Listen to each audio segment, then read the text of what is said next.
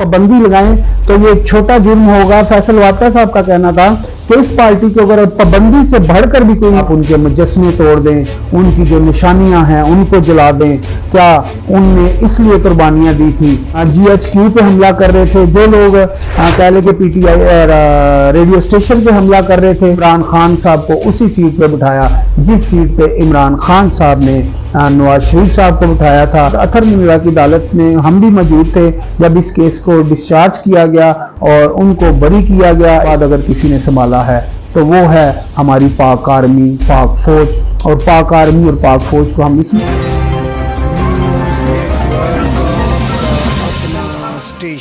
तो अस्सलाम वालेकुम नाज़रीन, JJTV के प्लेटफॉर्म से मैं आपका अपना भाई सोनू आपकी खिदमत में हाजिर हूँ। नाज़रीन, जैसा कि आप जानते हैं हर रोज एक नई खबर के साथ हम आपकी खिदमत में हाजिर होते हैं। नाज़रीन, जैसा कि आप जानते हैं कि आज की जो ब्रेकिंग न्यूज है वो है फवाद चौधरी, PTI के जो सबसे बड़े पिलर बुर्ज समझे जाते थे, आज वो बुर्ज, वो पिलर भी गिर चुका है। और आज से ठीक 1-2 दिन पहले, जैसा कि आपको मालूम है, श्री मदारी साहबा भी अपना जो PTI से लाताल्लुकी का इजहार कर चुकी हैं, वो भी इस्तीफा दे चुकी हैं। इससे पहले अगर देखा जाए तो छोटे छोटे जो बुर्ज गिर रहे थे PTI की, जो छोटी छोटी विकेटें गिर रही थी वो आपके सामने थी। और जो ये अभी 2 विकेटों का सामने आना है, इसका मतलब है कि पार्टी में एक बहुत बड़ा कह लें कि खला आ चुका है।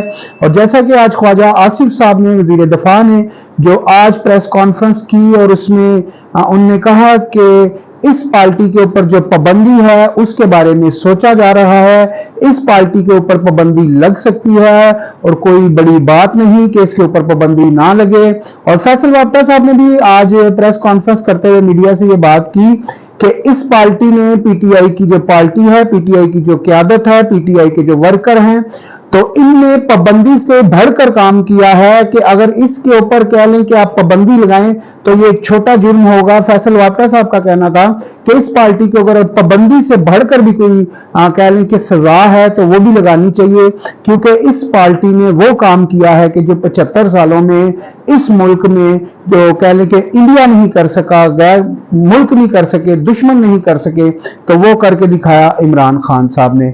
दूसरा जो फैसल वाटा साहब ने इल्जामात लगाए शहजाद अकबर के हवाले से और 60 अरब रुपए के हवाले से, और अल कादर जो ट्रस्ट है उसके हवाले से जब बात आती है 60 अरब रुपए की, तो उसमें उन्होंने कहा कि सबसे बड़ी जो कमाई की, सबसे बड़ा जो फायदा उठाया, सबसे बड़ा कह लें कि जो माल बनाया वो था जनरल फैज हमीद। और फैज हमीद पर भी उन्होंने ताबड़तोड़ हमले किए। उन्होंने कहा जी सबसे, जो फैसल वाटा साहब का कहना था, जो सबसे बेहतरीन और बेहतरीन हाल है वो ये है कि फैसल वाटा का कहना था कि आप जो है जनरल फैज हमीद के असासे चेक करें तो आपको खुद ब खुद सारी करप्शन सामने आ जाएगी। ये कोई इतना बड़ा केस नहीं है जिसको सॉल्व ना किया जा सके। ये बहुत आसान सी बात है कि जब आप फैसल वाटा साहब का कहना था कि जब फैज हमीद साहब के आप असासे चेक करेंगे 2018 के बाद जो है कि किस तरह उनको DGISBR लगाया गया और किस तरह जनरल मुनीर साहब को हटाया गया और किस तरह फैज हमीद को लगाया गया, उसके बाद के खाली आप असासे चेक करें तो दूध का दूध और पानी का पानी हो जाएगा। यहाँ पर हम बात करेंगे मियां मोहम्मद शहबाज शरीफ साहब की भी। 25 तारीख का जो दिन है, आज का जो दिन था, ये कह लें कि एक जो शहीद थे, जो कह लें कि जितने भी हमारे फौज के सिपाही थे, जितने भी बड़े बड़े अफसर थे जो शहीद थे, और उनके हवाले से उनकी फैमिलियों को बुलाकर आज एक तकरीब का इनाकाद किया गया। और उसके हवाले से जब ये बात हुई तो बहुत सारी आंखें आज रोती हुई नजर आई। वो उन लोगों से, वो रोती हुई माएँ, वो रोती हुई बेटियां, वो रोते हुए शहीदों के बच्चे, शहीदों की बीवियां, शहीदों की माएँ आज रोती हुई वो पूछ रही थी क्या हमारे जो घर वाले थे उन लोगों ने अपनी जानों की शहादत इसलिए दी थी कि आप लोग उनकी तस्वीरें फाड़ दें, उनकी जो कह लें कि मुजस्समे थे उनको तोड़ दिया जाए। आज ये कह लें कि जब हर आंख रो रही थी तो हर आंख और हर आंसू में एक ही सवाल था, और वो सवाल ये था क्या हमारे बच्चों ने या हमारे बेटों ने इसलिए कुर्बानियां इस मुल्क के लिए दी थी कि आप उनके मुजस्समे तोड़ दें, उनकी जो निशानियां हैं उनको जला दें। क्या उनने इसलिए कुर्बानियां दी थी کہ آپ فوج کے اوپر حملہ کریں. یہ جتنی بھی جانیں، جتنے بھی کہہ لیں کہ فوج میں لوگوں نے قربانیاں دی وہ اس ملک کے لیے دی تھی، نہ کہ اپنے لیے. تو ناظرین یہاں سے اگر ہم آگے بڑھتے ہیں تو دیکھتے ہیں کہ جس طرح عمران خان کی گرتی ہوئی کہہ لیں کہ وکٹیں ہیں راولپنڈی سے اگر دیکھا جائے تو فیاض الحسن چوہان صاحب ہیں. چوہان صاحب بھی یہ کہہ لیں کہ جو پی ٹی آئی ہے اس سے لا تعلقی کا اظہار کر چکے ہیں، استعفیٰ دے چکے ہیں. فیاض الحسن چوہان صاحب نے کافی سارے کہہ لیں کہ عمران خان کے اوپر الزامات بھی لگائے. اور دوسری بات ہے جو راولپنڈی سے عامر کیانی صاحب ہیں، سب سے پہلے راولپنڈی سے انہی نے استعفیٰ دیا. اور خدشات یہ ظاہر کیے جا رہے ہیں کہ آنے والے دنوں میں وہ دن دور نہیں ہے جب شاہ محمود قریشی صاحب بھی اس حکومت سے لا تعلقی کا اظہار کریں گے. وہ بھی بہت جلد پریس کانفرنس کریں گے. اور جیسا کہ آپ کو معلوم ہے کہ جو اسد عمر صاحب کی گرفتاری تھی اس کو کالعدم کہہ لیں کہ قرار دیا ہوا تھا، اور ان کی رہائی کا بھی آج کہہ لیں کہ عدالت نے فیصلہ دیا ہوا تھا. تو ان نے جو ان کے وکیل تھے اسد عمر صاحب کے، بابر اعوان صاحب کو کہا کہ جو 2 ٹویٹس ہیں وہ آپ نے ڈیلیٹ کرنے ہیں، اور یہ نہ ہو کہ آپ کے وہاں پہنچنے تک کہ اسد عمر صاحب کو دوبارہ گرفتار کر لیا جائے، اور اسد عمر صاحب پھر یہ نہ ہو کہ پریس کانفرنس کیے بغیر وہ رہا نہ ہو سکیں.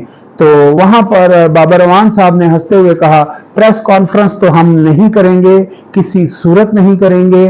ہاں البتہ جو آپ نے آرڈر کیا ہے وہ انشاءاللہ ضرور اس کے اوپر عمل درآمد ہوگا.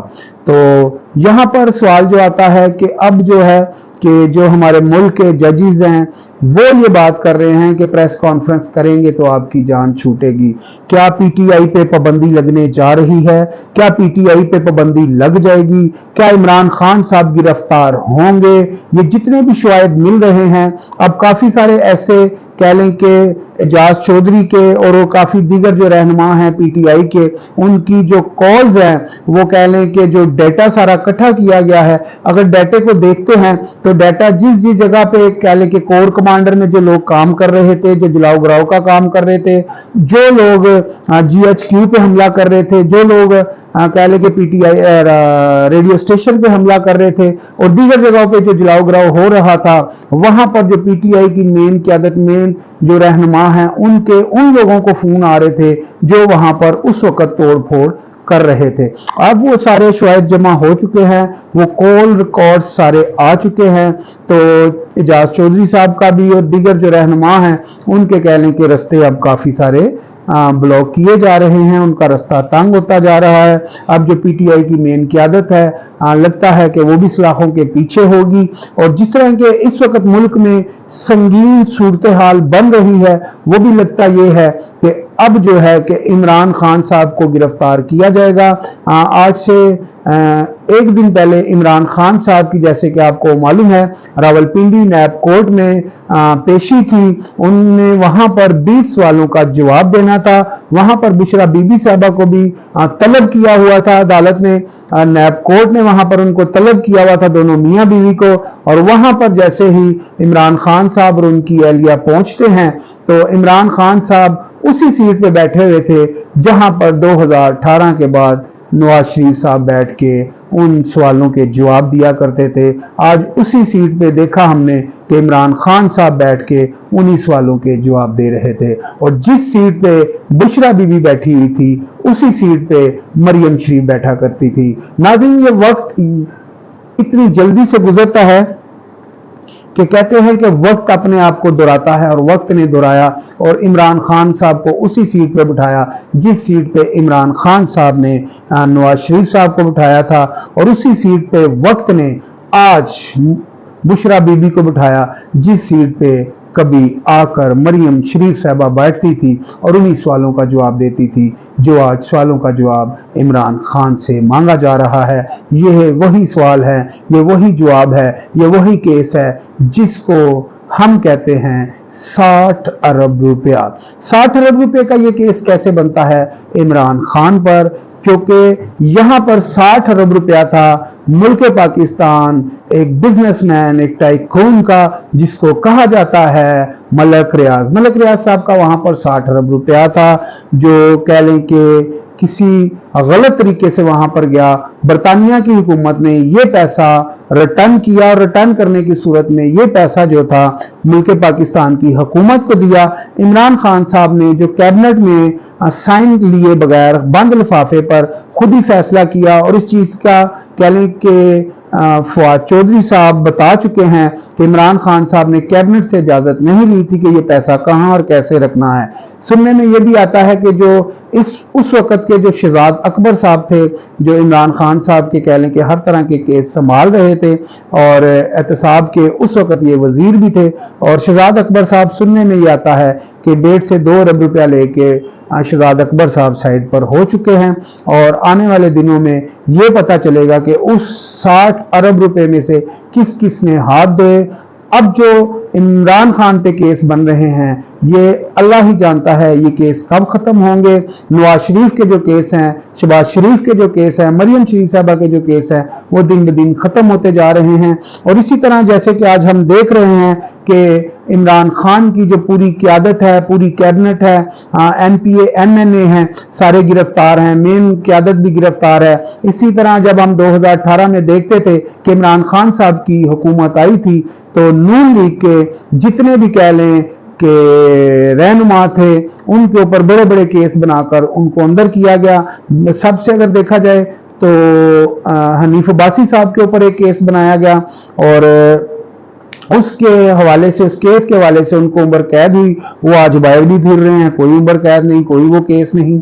अगर देखा जाए तो जो है राना सनाउल्लाह वज़ीर दाखिला भी हैं इस वक्त, उनके ऊपर 13 किलो हीरोइन डाली गई और उनको उस चक्की में फेंक दिया गया जहां से कह लें कि मुर्दे ही वापिस आते हैं। 13 किलो हीरोइन का मतलब है कि सीधी सीधी 9C 9B ये वो वगैरह लगा के सीधी सीधी सजाए मौत है। उनके ऊपर भी सजाए मौत के केस बनाए गए, और ये इमरान खान साहब उस वक्त ये अपनी तकरीरों में कहते भी रहे हैं कि राना सनाउल्लाह तुझे तो मैं तेरी मूंछों से पकड़ के घसीटूंगा, और वो इमरान खान साहब ने घसीटा। इमरान खान साहब ने उस दौर में कह लें कि राना सनाउल्लाह साहब को भी घसीटा, मजीद लोगों को भी घसीटा। एक स्पोर्ट्स कम्प्लेक्स नारोवाल में बन रहा था जो एहसन इकबाल साहब बना रहे थे, उसको रोक दिया गया। फिर आज देखते हैं हम 2023 में, तो आज वो भी केस खत्म हो चुका है, और जो कह लें कि स्पोर्ट्स कम्प्लेक्स था वो आज कंप्लीट भी हो रहा है। एहसन इकबाल साहब की जब रिहाई हो रही थी, ये केस खत्म हो रहा था, तो उस वक्त अथर मिनरा की अदालत में हम भी मौजूद थे जब इस केस को डिस्चार्ज किया गया और उनको बरी किया गया इस जुर्म से जो इनके ऊपर उस दौर में 2018 में इमरान खान की हुकूमत में बनाया गया था। तो दीगर जो रहनुमा हैं उनके केस खत्म होते गए, और नजर भी आते हैं कि शहबाज शरीफ के भी केस दिन ब दिन खत्म हो गए, हमजा शरीफ साहब के भी केस खत्म हो गए, मरियम शरीफ साहबा के भी केस खत्म हो गए, नवाज शरीफ साहब के भी दिन ब दिन केस खत्म हो गए, और शहबाज शरीफ साहब के भी केस खत्म हो गए, क्योंकि ये उनका कहना है कि ये सियासी केस थे। हमारे ऊपर कह लें कि 8 आने की एक दिल्ली की भी शहबाज शरीफ साहब कहते हैं करप्शन साबित हो तो मैं सियासत छोड़ दूंगा, तो वाकई इनके ऊपर कोई ऐसी चीज साबित नहीं हुई, इसीलिए तो केस खत्म हो गए। तो आने वाले दिनों में क्या, मेरा सवाल है, क्या इमरान खान के ऊपर जो केस बनाए जा रहे हैं, क्या आने वाले दिनों में ये भी खत्म हो जाएंगे? क्या इमरान खान साहब जब इक़्तिदार में आएंगे, आ सकते हैं या नहीं आ सकते, ये तो आने वाला वक्त बताएगा। क्या इमरान खान साहब इक़्तिदार में आके ये केस ख़त्म कर पाएंगे? क्योंकि जो ये कह लें कि आर्मी एक्ट के कोर्ट इनके ऊपर, आर्मी एक्ट के जो ज़रिए से इनके ऊपर जो केस बने हैं ये आर्मी ही ख़त्म करेगी, क्योंकि मुल्क के जो प्राइम मिनिस्टर वज़ीर आज़म साहब हैं मियां मोहम्मद शहबाज शरीफ साहब, उनने ये साफ लफ्ज़ों में कह दिया है जो आर्मी के केस हैं वो आर्मी देखेगी, जो सिविलियन कोर्ट के केस हैं वो सिविलियन कोर्ट देखेगी। नाज़रीन, यहाँ पर दिलचस्प सवाल ये है कि मैं हर अपने भी लोग में यही बात करता हूं कि जब इमरान खान साहब कहते थे ये मुल्क डूब गया, ये मुल्क डूब गया, ये मुल्क डूब गया, ये मुल्क दिवालिया हो गया, तो 1 साल होने को है, ये मुल्क अभी तक दिवालिया नहीं हुआ।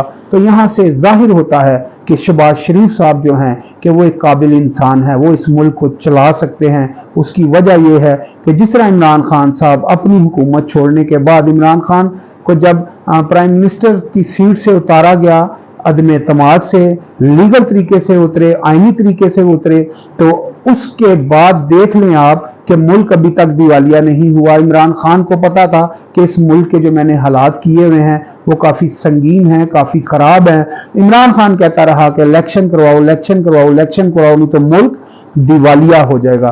तो शहबाज शरीफ साहब को और उनकी जितनी भी क़यादत है PDM को, अगर उन्हें मुल्क संभाला हुआ है, ये मुल्क मेरा भी है, आपका भी है, PTI के लोगों का है, नून लीग के लोगों का है, हर उस शख्स का है जो इस पाकिस्तान में रहता है, खा वो क्रिश्चियन है, हिंदू है, सिख है, ईसाई है, कुछ भी है, मुस्लिम है, ये हम सब का मुल्क है।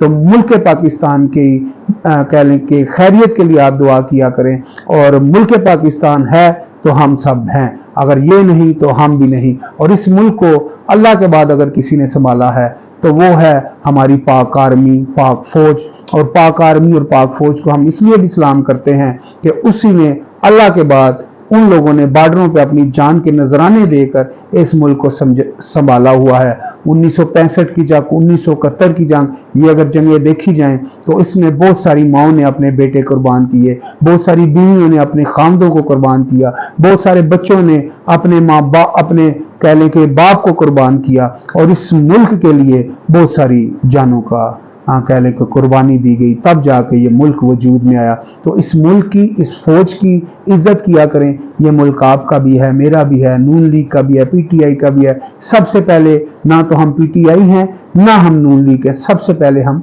पाकिस्तानी हैं। तो नाजरीन, आज इमरान खान साहब बैठे हुए हैं अपने YouTube चैनल पे, दिन ब दिन कह लें कि स्पीच दे रहे हैं, तकरीर कर रहे हैं। आज उनको फवाद चौधरी की भी याद आ गई, आज उनको श्री मदारी साहबा की भी याद आ गई। तो कह लें कि जितने भी लोग हैं, फयाजुल हसन चौहान साहब ने कहा जी कि हमने तो खान साहब भूल ही गए हुए थे। तो काफ़ी सारी जगहों पे खान साहब की गलतियां भी नज़र आती हैं। तो नाजरीन, इसी के साथ अपने भाई सोनू को इजाज़त दीजिए। मेरे चैनल को लाइक, शेयर और सब्सक्राइब ज़रूर कीजिए ताकि आने वाली वीडियो बर वक्त